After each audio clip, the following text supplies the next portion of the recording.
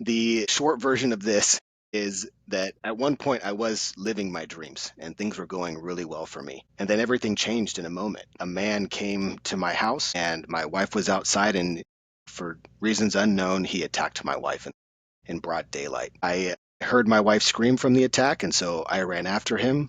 And I remember being calm, knowing that this wasn't a good situation, but understandably, I was really angry. When I caught up to this man, he turned and faced me. He had a knife. I was unarmed, and I knew that, this wasn't going to turn out well. I was probably going to be injured, but I just ran straight at him, and I was able to subdue him. And it left me with a really tough decision, which was, do I let this guy live? Or now that he's subdued, is it okay to just let the police take over? I struggled with that question for what seemed like forever, but I think I made the right choice, and I let him live. But when I say that my life changed instantly, my entire family at that moment now knew that the world wasn't safe. My wife was hurt physically, but as you can imagine, trauma kicks in really hard. It wasn't more than like 2 months later that we were in trial, and we had evidence was there, but the district attorney just, I don't think, did a really good job, and they let this guy go on an ankle monitor to await trial for a year. And so instantly I stopped working, and my family we isolated ourselves because going outside was unsafe, because this person lived in our subdivision. So we just couldn't really escape this situation. I spiraled pretty quickly, just not being able to think about the future because we're just so stuck in survival mode. My wife was pregnant at the time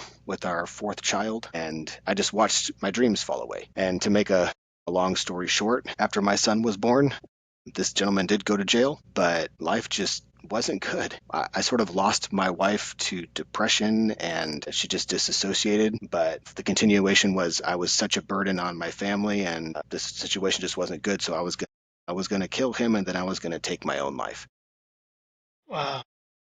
And the only thing that kept me going was after I'd made that decision, I had a plan, and I woke up 3 a.m. and a thought popped into my head. And it was, who could you be if you forgave him? And it instantly brought me back to myself. I wasn't feeling human. I felt like sort of like an animal, like just angry all the time. But the question saved me. And I realized if I could forgive him, I could forgive anybody. And ultimately, I could forgive myself for losing who I was. Mm. Not long after that, this gentleman he died by suicide.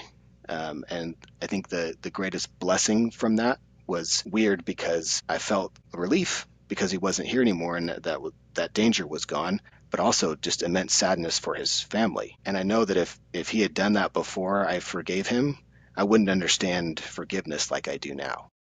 Mm.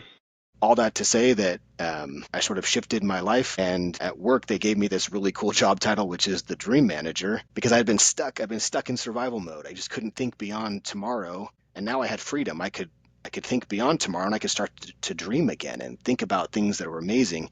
And they said, hey, we want you to do this for our employees. And so I dove right in